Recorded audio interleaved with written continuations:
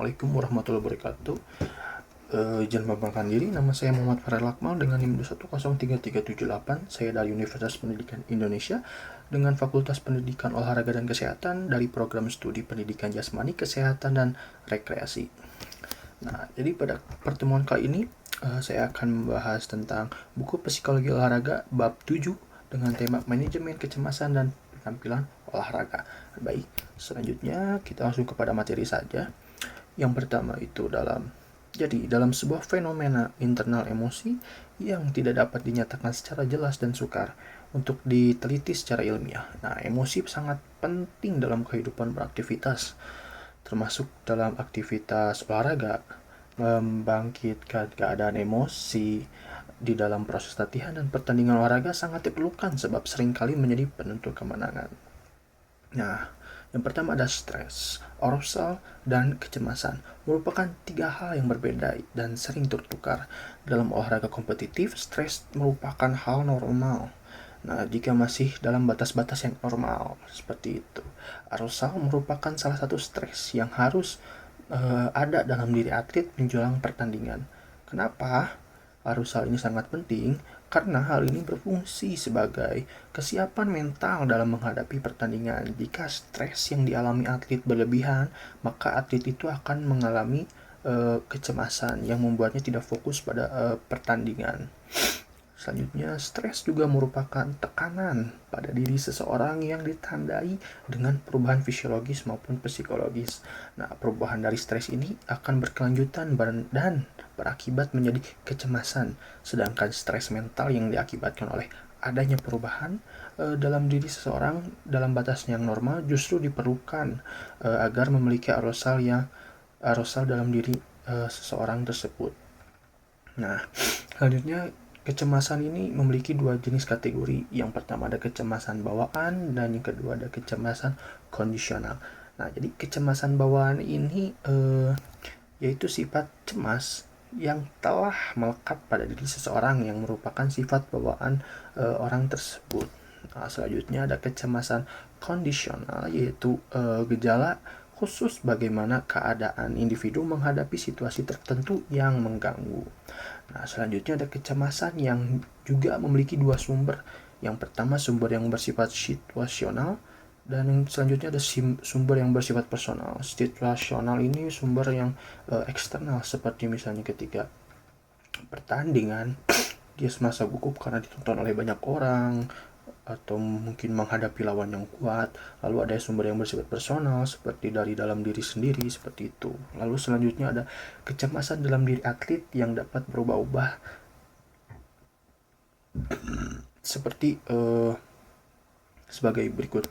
Yang pertama ada sebelum pertandingan. Kecemasannya biasanya naik ketika pertandingan. Pastinya kan para atlet merasa gugup atau merasa cemas ketika akan menghadapi pertandingan karena mungkin mereka tahu pertama mereka merasa seperti kurang latihannya, mereka kurang maksimal dalam latihan atau sedang menghadapi lawan yang kuat atau ditonton oleh banyak orang. Selanjutnya selama pertandingan kecemasan biasanya menurun. Terkadang seorang ketika sudah menghadapi hal tersebut mereka merasa oh ternyata seperti ini, maka dia lama-lama akan terbiasa dan akhirnya tingkat kecemasan tersebut biasanya menurun. Ya, seperti itu. Selanjutnya mendekati akhir pertandingan. Nah, tingkat kecemasan naik lagi karena biasanya ketika dia mendekati akhir pertandingan, terutama